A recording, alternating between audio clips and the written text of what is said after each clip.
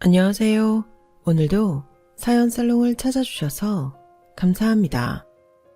저는 경기도 용인에 살고 있는 60대 후반의 여성이에요. 저는 소위 말하는 없는 집에서 태어나 경제적으로는 조금 힘들게 자랐지만 원래 좀 긍정적인 데가 있어서 웬만한 일은 잘 흘려보내는 성격이었어요. 사람들과도 잘 어울려 지냈고요. 그러다 보니 인간관계에서 크게 힘든 걸 모르고 살았는데 결혼하고 나서 사람 때문에 마음도 많이 다치고 어려움이 많았었네요. 평생을 일만 하며 사느라 속을 털어놓는 친구도 없고 취미도 없던 제가 사연살롱에 푹 빠지게 되었어요. 많은 사람들이 사연을 들으며 공감도 하고 제 예전 일을 떠올리기도 했네요. 보아하니 사연 보내시는 분들이 임금 님기는 당나귀기 하는 심정 같은데 저도 오늘은 제 이야기를 한번 해볼까 해요. 앞에서 잠깐 얘기했듯이 저희 집은 많이 어려웠어요. 70년대, 80년대 배경 드라마에 줄곧 나오는 반지하집 있잖아요. 제가 그런 데서 살았죠. 고등학교만 졸업하고 회사에 격리를 취직했고요. 회사 생활은 재미있었어요. 제가 번 돈으로 제 옷도 사고 필요한 거 사고 부모님 용돈 드리는 재미도 쏠쏠했고요. 지금 수준에서 보자면 제가 버는 돈이 정말 형편없이 적은 건 분명했어요. 하지만 사람이 마음먹으면 다 된다고 그 적은 돈으로 저는 부모님 용돈 드리고 제 생활비 쓰는 걸 다 할 수 있었어요. 그 재미로 회사도 계속 다녔고요. 그렇게 1년 정도 신나게 회사를 다니다가 남편을 만나게 됐네요. 사실 저는 남편 만날 때도 스스로에게 자신이 없는 상태였어요. 제가 학력이 좋은 것도 아니고 집안이 좋은 것도 아니다 보니 저도 모르게 위축이 돼서 남자들을 만날 때도 당연히 저를 안 좋아할 거라고 생각하고 사귀는 단계까지 가본 적이 거의 없거든요. 그럼에도 제가 남편과 결혼할 수 있었던 건 정말 제 일생의 행운이었다고 생각해요. 남편은 저희 동네 어귀에 있는 약국 약사였어요. 제가 돈 아낀다고 병원에 거의 안 가고 감기건 위장병이건 하여간 뭐든 그 약국에서 해결하곤 했었거든요. 젊은 약사였던 남편은 그런 제가 안타까웠는지 하나라도 더 챙겨주려고 하며 저와 대화를 하기 시작했어요. 진민숙 씨, 오늘도 야근하면서 컵라면 먹었죠? 자꾸 그렇게 끼니 때우지 말라니까요. 나중에 속 다 버리면 어쩌려고 그래요? 속 다 버리면 또 약사님한테 오죠. 약사님 주시는 약 먹으면 바로 낫는데요. 아유, 이런 약 자꾸 먹어버릇하는 거 안 좋아요. 약에 내성 생겨서 나중에 듣지도 않고 진짜 속 버린다니까요. 참네. 정뭐 해먹기 귀찮으면 바나나라도 드세요. 네? 바나나가 얼만데 그걸 먹어요. 바나나 사 먹을 돈 있으면 모아서 부모님 드려야죠. 부모님이 딸내미 몸 상해가며 돈 모아다 주면 좋다고 하시겠네요. 이런 대화를 하다가 저희는 정이 들었고 어느 순간부터인가 데이트를 하게 됐어요. 첫 데이트는 시청 쪽에 있는 식당에서 밥을 먹고 덕수궁을 구경했었네요. 저희 둘 사이의 정은 날로 깊어졌고 헤어질 수 없는 사이가 되어 결혼을 결심했어요. 저는 남편 집안의 반대를 각오하고 있었죠. 어떤 말을 들어도 꿋꿋하자 했지만 막상 직접 겪게 되니 마음이 참 힘들더라고요. 절로 낙심하게 되고요. 처음 인사한 날도 저를 보는 눈이 냉정했는데 그 다음에는 아예 문도 열어주지 않더라고요. 남편까지도 집에 들어가지 못하는 걸 본 저는 헤어지자고 했지만 남편의 뜻은 확고했어요. 결혼하고 나면 우리 둘이 사는 거야. 우리 인생이라고. 그러니까 우리끼리 혼인신고 먼저 하고 같이 살자. 나중에 아이 태어나고 그러면 부모님도 어쩔 수 없을 거야. 이럴 때는 나중에 허락을 받는 것도 방법이야. 남편의 말에 저는 그러자고 했어요. 그만큼 저도 남편과 함께 있고 싶은 마음이 간절했거든요. 그렇게 저희끼리 혼인신고를 하고 제가 남편 집에 들어가 살면서 몇 달 후 다시 인사를 드리러 갔지만 오히려 시댁에서는 남편을 집안에서 내쫓겠다며 대문 안으로 들어오지도 못하게 했어요.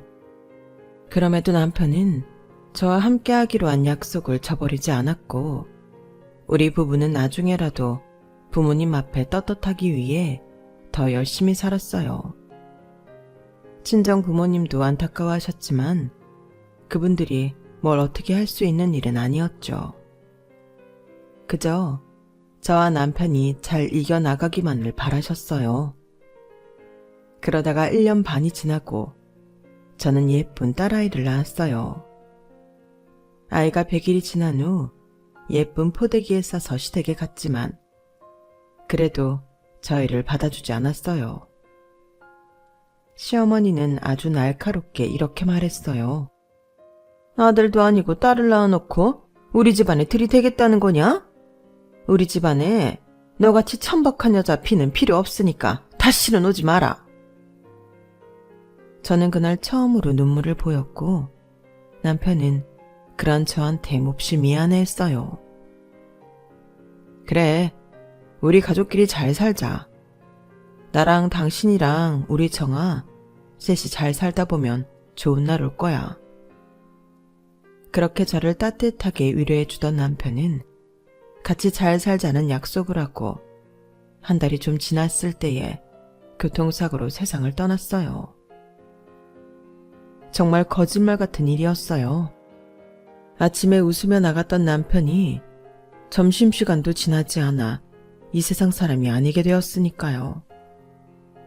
너무 울어서 눈이 퉁퉁 붓고 넋이 나가 있는데 남편 집안 식구들은 그런 제 머리채를 붙잡고 흔들며 저더러 남편을 잡아먹었다고 억울한 소리를 해댔네요.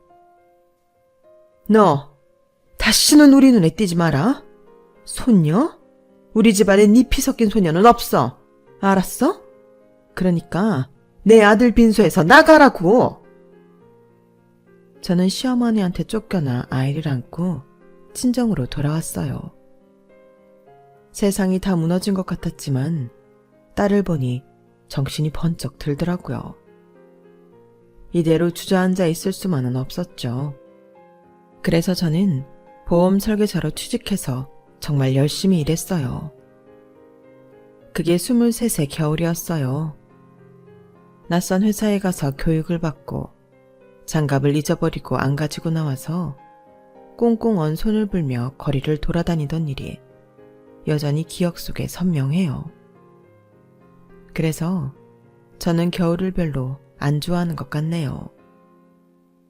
저는 친정 부모님이 아이를 봐주셔서 정말 열심히 일을 해서 돈을 벌 수 있었어요.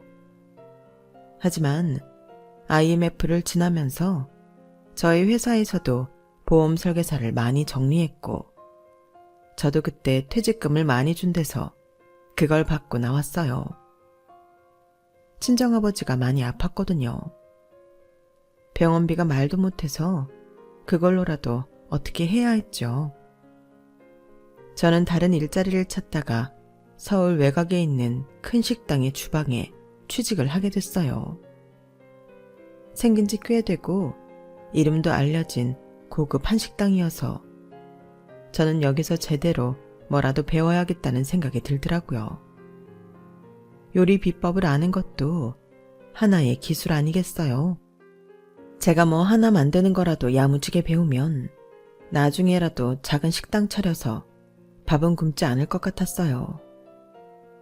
저는 남들보다 1시간 일찍 출근하고 1시간 늦게 퇴근하며 쪽잠을 자면서 일을 하고 아이를 키웠어요. 물론 친정엄마가 아버지 병간호를 하며 아이를 돌봐주셨기 때문에 가능한 일이기는 했죠.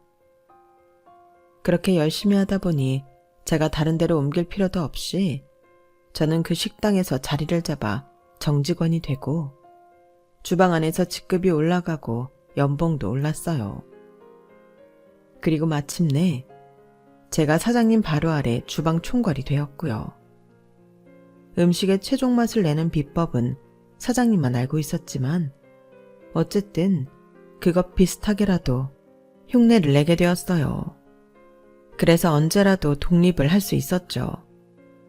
하지만 오랜 시간 저의 편의를 다 봐주시고 부모님 장례식에도 와주셨던 사장님 부부와 계속 함께하고 싶었어요.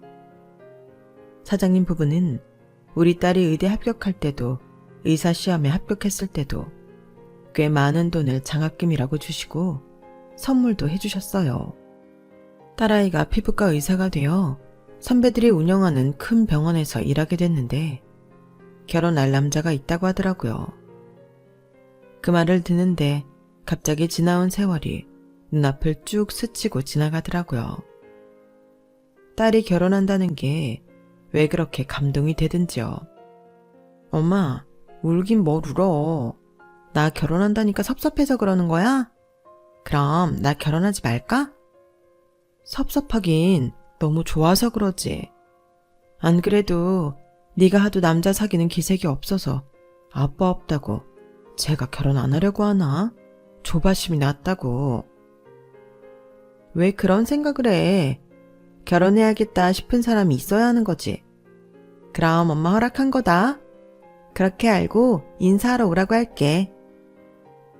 딸아이가 사귀는 사람은 방송국에 다니는 사람이라고 했어요.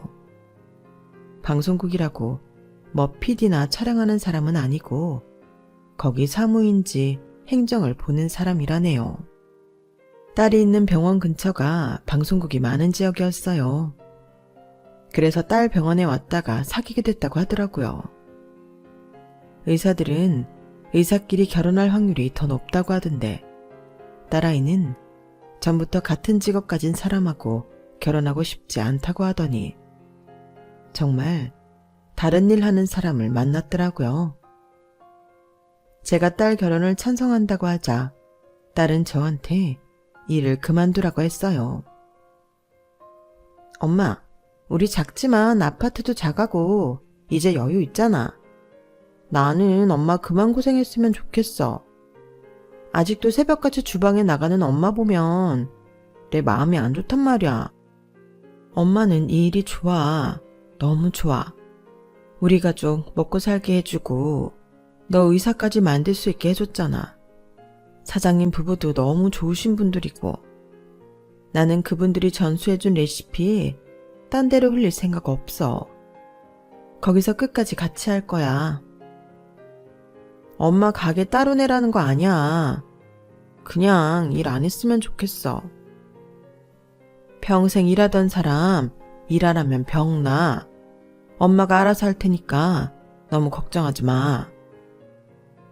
그런 대화를 하고 얼마 후 딸아이가 결혼하기로 한 남자를 데려왔더군요. 저는 남자 인상이 너무 차가워 보이는 게 마음에 걸렸어요. 그래도 제 사위 될 사람이니 좋은 마음으로 반겨줬죠. 그래, 우리 정아 어디가 좋았어? 의사잖아요. 그것도 피부과. 요즘은 여자들도 직업 빵빵해야 결혼 잘해요. 너랑 결혼하는 게 결혼 잘하는 건 아니라는 말이 턱까지 올라왔지만 저는 꾹 참았어요. 그런데 제가 식당 주방에서 일을 한다는 말을 들은 남자 안색이 싹 변하더라고요. 식당 주방이요? 주방에서 일하세요? 와, 난 정하고 너무 곱고 럭셔리해 보여서 그런 줄은 몰랐네요. 그런 줄 모르다니 그게 뭔 소리야. 우리 엄마한테 실례잖아. 딸이 화를 내지 않으며 점잖게 한마디 하자 남자는 입맛을 다지며 사과를 하더군요. 그때부터 뭔가 석연찮았지만 어쨌든 둘은 결혼을 하기로 했고 상견례 날까지 잡게 되었어요.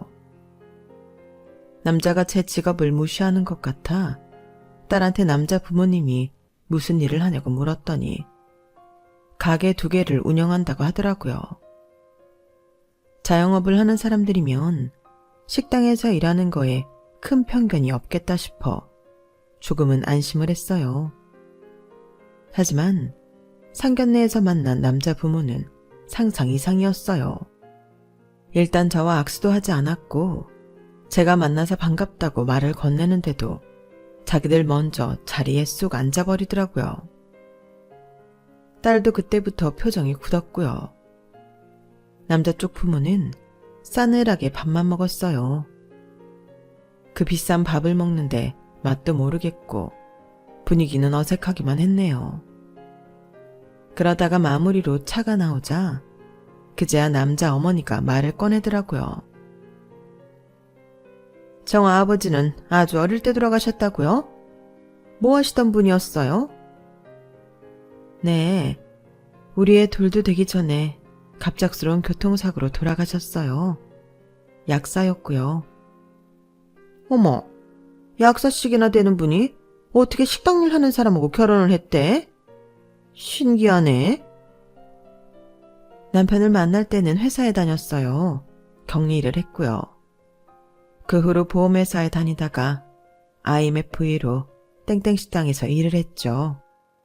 네, 그 식당 저도 알아요. 거기는 뭐 알만한 사람은 다 알기는 하죠. 남자 어머니가 마치 제 길을 누르려는 것처럼 말을 하는데 남자 아버지도 거들더군요. 그렇다고 정아 어머니가 거기 매니저나 사장은 아니잖아요. 저희는 참 프랜차이즈를 2개 하고 있는데요. 그래도 우리는 사장이란 말이죠. 사돈될 사람이 식당 주방에서 일한다고 말하기가 참 껄끄럽습니다.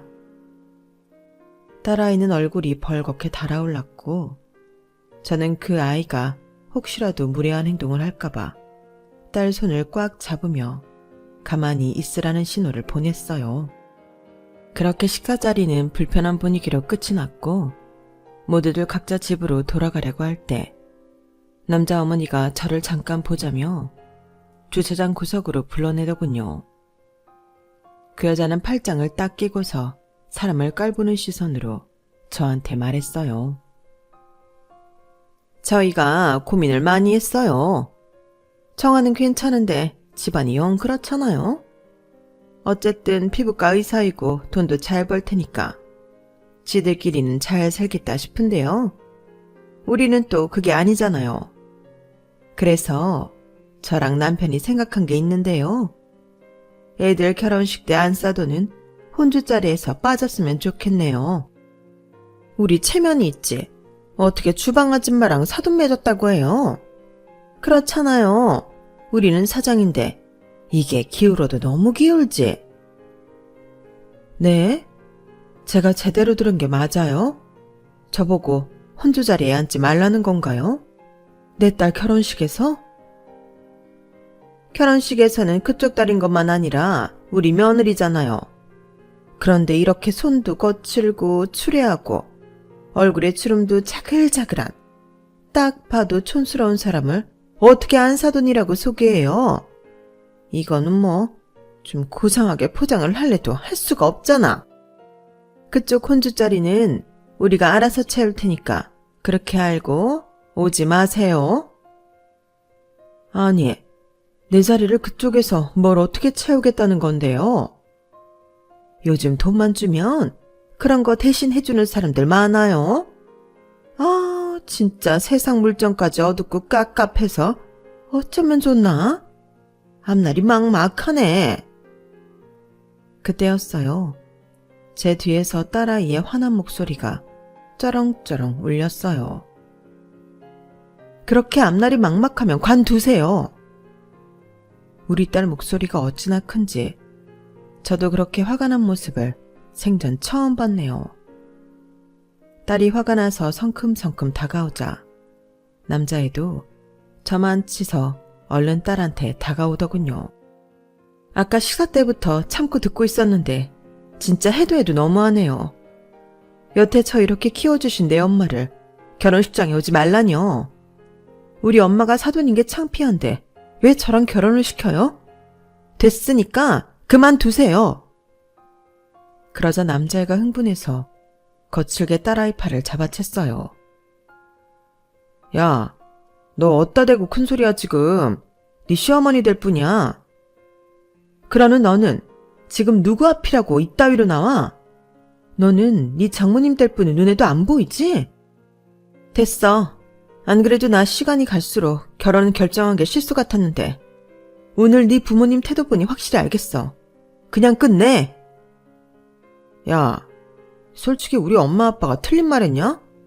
니네 엄마 주방 식모인 거 다 감수하고서 받아주겠다는 거잖아. 그리고 네 말대로 집에 돈 좀 있다 쳐. 그럼 관리라도 받았어야지. 저게 뭐냐? 진짜 가치 있게 쪽팔려. 하, 이거 말하는 싸가지 좀 봐. 너 네 친구들도 너 버린 거 알아? 나랑 결혼한다는 거 알고 네가 나 피부과 의사라서 평생 베껴먹을 생각으로 결혼하는 거고 여전히 전에 사귀던 여자들 만나고 다닌다고 하더라. 처음에는 안 믿었어. 믿고 싶지도 않았지. 보고 싶은 것만 보고 싶었어. 근데 네가 무슨 짓을 하고 다녔건 그거 상관없이 오늘 너랑 네 부모 하는 짓 보니까 안 되겠다. 내가 잠시 뭐에 씌었었나 봐.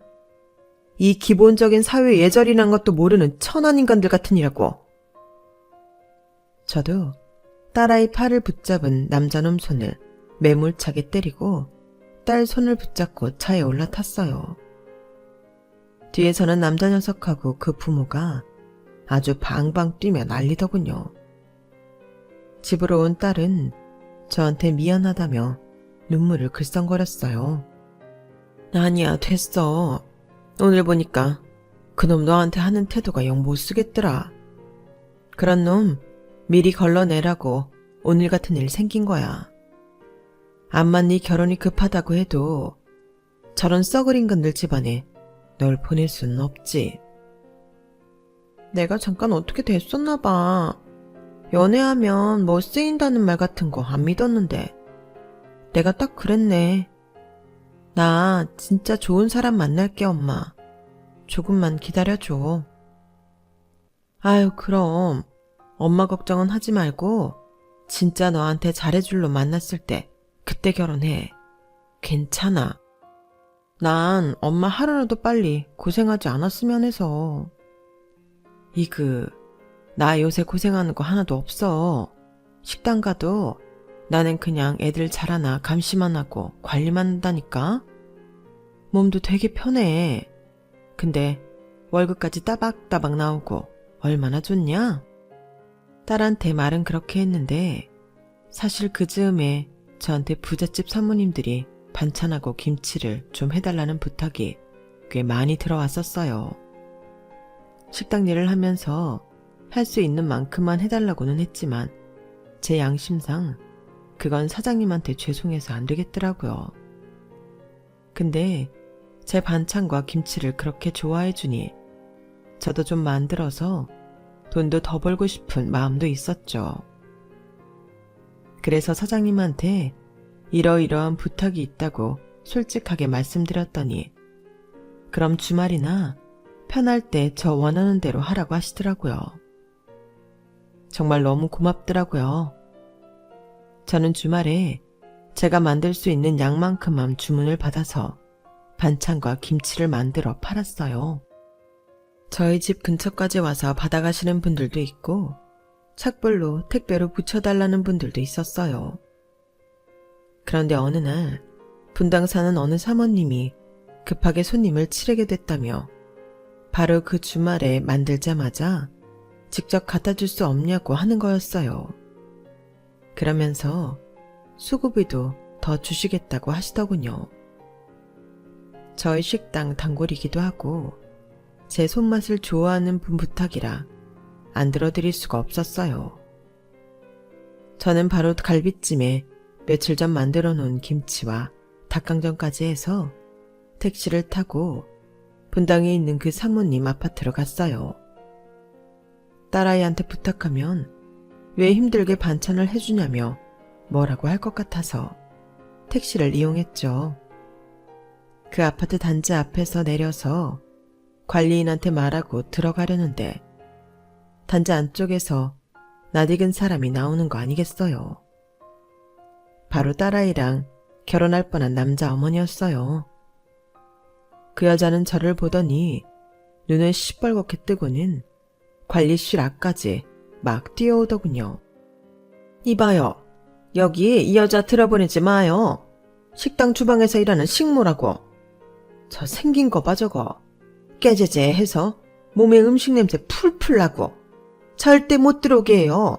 우리 아파트 품이 떨어지니까. 음식 냄새는 내가 여기 사모님 부탁받고 음식 해왔으니 나는 거 아니겠어요? 당신이랑 나는 이제 아무 상관없는 사이인데 왜 이래요 유치하게? 근데 왜 여길 기어오냐고? 우리 아들 놓친 거 아까워서 염탐하러 온 거 아니야? 나 참 기가 막혀서 댁 보기에나 댁아들이 대단하지 다른 사람 눈에는 안 그렇거든? 난 진짜 주문받은 음식 가지고 온 거니까 저리 비켜요.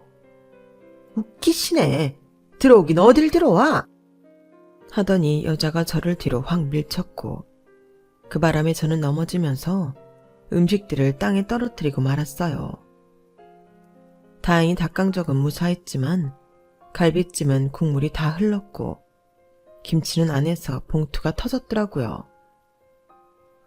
아니 진짜 이게 뭐 하는 짓이에요?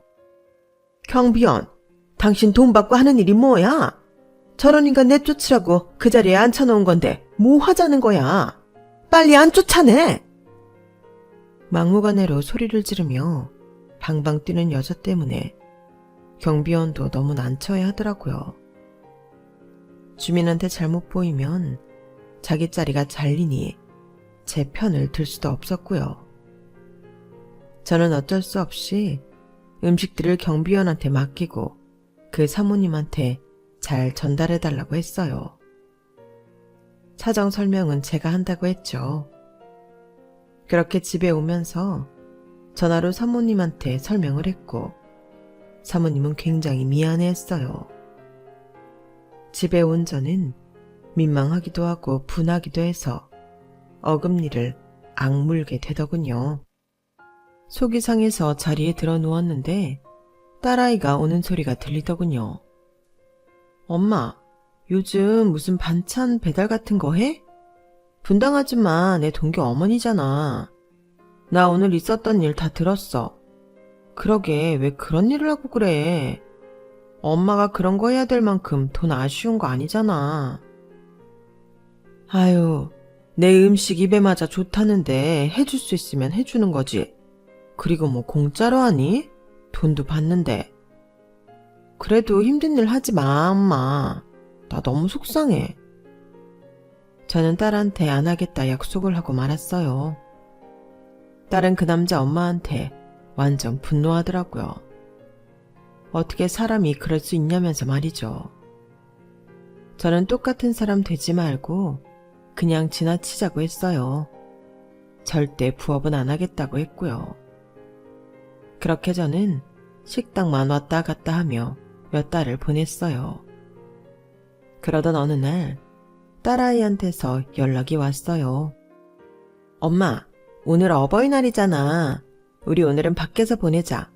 내가 엄마한테 뭐 보여주려고 준비했거든? 그러니까 지금 얼른 나와. 그래? 우리 딸이 보여준다는데 그게 뭔지 몰라도 가야지. 알았다. 조금만 기다려. 응, 엄마. 내가 택시 불러놓을 테니까 집 앞에 도착하면 타고 와. 그렇게 딸이 불러서 간 곳은 회사들이 많은 빌딩가였어요. 제가 택시에서 내리자 딸아이가 어디선가 톡 튀어나와서 얼른 제 앞으로 오더라고요. 여기가 어디야? 여기 죄다 회사들만 있는 동네 아니냐? 맞아. 엄마가 꼭 봐야 될 게 있어. 그러더니 딸은 꽤 고급스러운 건물로 들어가 데스크에 뭐라고 말하더니 엘리베이터 쪽으로 저를 데려갔어요. 거기에 한 곱상하게 생긴 청년이 저를 보더니 얼굴을 붉히며 수줍게 인사를 하더군요. 엄마 인사해. 나랑 같은 피부과 의사. 나보다 1년 후배. 그래? 반가워요. 근데 오늘 무슨 일로 왔어요? 아, 제가 어머니도 꼭 보시면 좋겠다고 정한테 말했거든요. 죄송합니다. 제가 평소처럼 선배한테 반말을 해서. 그런 건 괜찮아요. 친하면 그럴 수도 있지 뭐. 딸아이와 그 청년은 19층에 있는 어느 사무실로 저를 데려갔는데 거기에는 뜻밖에도 딸과 파혼한 남자의 부모가 앉아 있었어요. 그 사람들은 저를 보더니 놀라서 눈이 동그래지더군요. 아니, 그쪽들은 여기 무슨 일로 온 거야? 얘, 너 우리가 여기 오는 거 알고 있었어? 그래서 네 엄마 데려온 거야? 남자 엄마가 먼저 말도 안 되는 소리를 하자 그놈 아빠도 한마디 하더군요. 우리 애한테 미련이 있어서 어떻게 여기까지 쫓아왔나 본데 이런다고 우리가 마음을 돌릴 것 같으냐? 애초에 네 직업만 아니었으면 너 같은 거 쳐다도 안 봤다. 그 말에 그 순에 빠지게 생긴 청년의 표정이 무섭게 변하더니 아주 단호하게 이러더군요. 남의 예비 아내한테 함부로 말하지 마세요. 두 분이 왜 여기 와 계신 줄 아세요? 바로 저희 아버지 만나려고 오신 거예요. 저는 이게 다 무슨 소리인가 하고 어리둥절해서 딸을 보았더니 딸은 나중에 다 설명하겠다며 조금만 기다리라고 하더라고요. 그 전남친 부모도 놀라서 서로 얼굴만 쳐다보는데 바로 인상 좋고 체격 좋은 나이 지긋한 남자분이 들어오시더군요. 제가 땡땡식품그룹 대표입니다. 저희 와인바 프랜차이즈 운영하시는 분들 맞으시죠? 거기 저희 기준에 안 맞는 질 낮은 와인 비싸게 받고 위생 상태 엉망에 몇 달 전부터는 월세도 계속 밀려있다면서요. 제가 살펴보니까 작년에도 한번 본사에서 안주 용량 적게 내놓는 거 하고 위생 때문에 경고 들어갔다던데 갈수록 더 심해지네요. 저희 매장 해약하셔야겠습니다. 이거는 계약 파기 조건에 당연히 들어가는 거니까요. 혹시라도 뭐 억울하다거나 하고 싶은 말씀 있으시면 변호사 통해서 하시기 바랍니다. 청년의 아버지가 대표라는 것도 놀라웠는데 두 사람한테 한 말도 너무 놀라웠어요. 그러고 보니 저 사람들이 치킨집하고 무슨 프랜차이즈 사장이라고 거들먹대던 게 생각나더군요. 그 프랜차이즈가 바로 와인바였던 거죠. 그리고 저기 계신 저분한테 그렇게 무례하게 구셨다면서요. 저분 곧 제 사돈 되실 분입니다. 우리 아들하고 정아가 결혼을 한다고요. 아까도 들어보니까 예비한 사돈 여기 들어오자마자 험한 말들 하시던데 당장 사과하시죠. 저도 놀랐지만 그 두 사람 얼굴이 하얗게 질려서 입만 뻐끔대고 있는 게 참 볼만하더군요. 겨우 여자가 입을 떼더니 이렇게 말했어요. 아니, 여긴 비즈니스 자리인데 무슨 이런 사적인 감정을 끌어들이세요? 이번 해약건도 이렇게 감정적으로 하는 거라면 저희도 가만히 못 있습니다. 저희가 왜 이런 자리에서 저 사람한테 사과를 해야 되나요? 저를 뭐라고 불러야 될지 몰라 여자가 더듬대면서도 고개 빳빳하게 들고 항변하더군요. 그러자 그 대표라는 분은 얼굴이 일그러지며 주먹으로 책상을 무겁게 탕 쳤어요. 그 소리에 두 사람은 바로 쫄더군요. 저 사람이 뭡니까? 저희 안 사돈 될 분한테 사모님이라고 부르세요. 그리고 사적인 감정? 댁들이 매장 엉망으로 운영한 거 매출이 말해주고 주변 평가가 말해줘. 여기 보고서에 다 나와 있고 우리 회사에서는 당신들한테 기회 많이 준 거라고. 근데 이렇게 인성까지 엉망이라니? 요새 인성 파탄인 거 소문나면 본사까지 싹 망한다고. 그러니까 우리 계약은 이걸로 끝내고 얼른 저분한테 사과하고 나가기나 해요. 그래도 두 사람이 우물쭈물하며 버티자 대표님은 화가 나서 이렇게 말했어요. 내가 이렇게까지 안 하려고 했는데 당신들 치킨집 있는 건물 말이야. 그거 내 친구 건물이야. 내가 그 친구한테 당신들에 대해 얘기 좀 할까? 아님 당신들 어떤 종자들인지 좀 듣던가. 이쪽 바닥에 발도 못 붙이게 할 수 있어.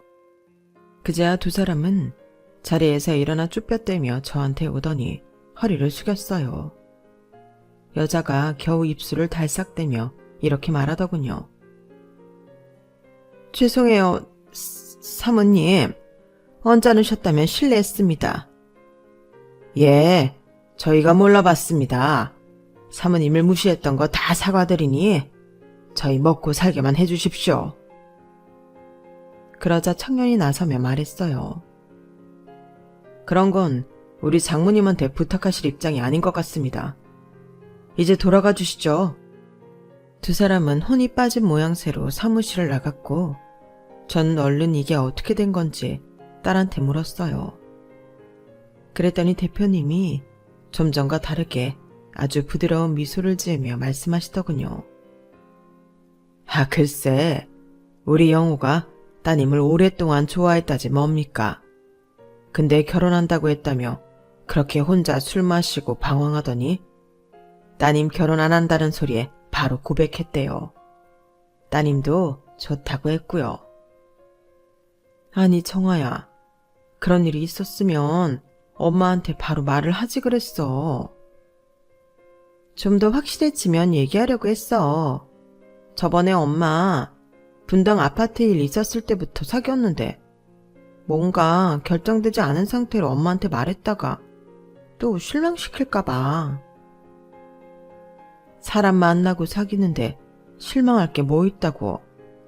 잘 되면 좋은 거고 또 그놈처럼 보내면 보내는 거지. 아무튼 잘 됐네. 좋은 사람 같아. 우리 딸 잘 부탁하네. 별 말씀을요. 저도 잘 부탁드리겠습니다, 장모님. 저는 이렇게 졸지에 예비사위와 예비사돈을 함께 만나게 되었어요. 무엇보다도 세 사람이 저 속 풀어준다고 이런 자리를 만들어준 것도 고마웠고요. 정말 나쁜 짓 하면서 살지 말아야겠다고 생각한 게 그 사람들이 하던 프랜차이즈 그룹 대표가 우리 딸 시아버지가 될 사람인지 누가 알았겠어요. 세상은 참 돌고 돌아 모든 게 다 자기한테 돌아온다는 걸 실감했네요. 그렇게 그날 세 사람과 밥도 먹고 좋은 시간을 보내고 돌아왔는데 그 썩을 놈의 부모가 저를 찾아왔더라고요. 이제는 아주 대놓고 저한테 싹싹 빌더군요. 사모님, 제발 용서해 주시고 말씀 좀 잘해주세요. 저희 이거 해약하면 위약금도 그렇고 빚도 많아서 앞으로 생계가 막막해져요. 치킨집도 건물주인이 자리 빼달라고 하고 회사에서는 이미 다 결정 났다고 저희 상대도 안 해주네요. 저희가 잘못했어요. 한 번만 봐주세요. 예, 사부인. 우리 집사람이 결례를 많이 했는데 그런 거 사람 살다 보면 다 있는 일 아니겠습니까? 노염 푸시고 마음을 좀 넓게 가지세요. 아니, 지금 부탁을 하러 온 거예요? 저를 훈계하러 온 거예요? 제가 마음이 좁아서 댁들이 재산 날리게 생긴 게 아니잖아요. 그러게, 평소에 좀 잘 좀 하지 그러셨어요. 저는요, 댁들 사고방식부터가 문제라고 생각해요. 제가 끼어들 일도 아니지만 절대 좋은 말은 못 해주겠네요. 우리 딸 의사라고 결혼하며 베껴먹을 거라고 했던 것부터가 괘씸해서 안 되겠다고. 제가 두 사람을 제치고 집으로 들어가려고 하자 두 사람은 제 옷자락을 붙잡고 놔주지를 않았고 결국 아파트 경비가 경찰에 신고를 하고 나서야 두 사람은 도망치듯이 자리를 떠났어요. 그리고 그 후로는 저희 집 근처에 나타나지 않았는데 딸아이가 뭔가 조치를 취한 것 같더라고요. 그리고 얼마 후 저는 그 대표님 부부와 상견례를 하게 됐는데 진짜 품위가 뭔지 보여주는 정말 좋은 분들이었어요. 그분들도 자수성가해서 그 자리까지 가시게 됐다는데 참 본받을 점이 많더라고요. 우리 딸도 많이 예뻐해 주셔서 마음도 놓였고요. 사위도 우리 딸을 많이 아끼는 게 보여 정말 눈물이 날 지경이었어요.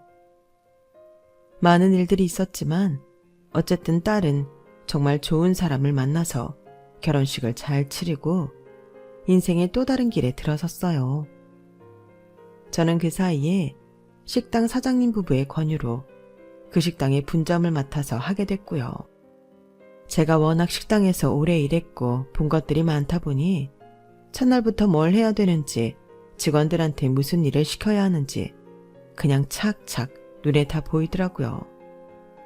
그렇게 저는 재미나게 새로운 일을 시작하게 되었네요. 얼마 후 저는 다른 아파트 단지에 좀 더 넓은 집으로 이사를 했어요. 거기가 우리 딸네 사는 데하고도 가깝거든요. 지금은 우리 딸애가 임신을 해서 몇 달 지나면 예쁜 손주도 낳을 예정이에요. 전에 저희를 무시했던 그 집안은 빚에 시달리다가 지방 어디 작은 동네에 가서 산다는 얘기를 들었어요. 더는 궁금하지 않아 알아볼 생각도 안 하고 있어서 요새는 어떻게 지내는지도 모르겠네요. 그들은 그들이고 저희는 저희만 잘 살면 되지 않겠어요? 물론 선하고 사람들한테 친절을 베풀면서요. 가끔 제 남은 생을 다 보내고 저 세상에 가서 남편을 보면 무슨 말을 할까 하는 생각을 하는데요. 저는 남편이 지켜줘서 우리 딸이 이상한 집에 시집가지 않은 것 같아 남편한테 고맙다고 할 것 같아요. 그리고 남편한테 저도 칭찬받아야죠. 열심히 사느라 고생했다고요. 물론 그 전에 우리 손주 대학 가는 것까지 볼 작정이에요. 그럼 저의 긴 사연 들어주셔서 감사해요. 들어주신 분들 행운 가득하시고 좋은 하루 되세요. 여러분, 사연 댓글에 응원과 현명한 조언 부탁드려요. 좋아요와 구독은 저에게 큰 힘이 됩니다. 오늘도 좋은 일 가득하세요.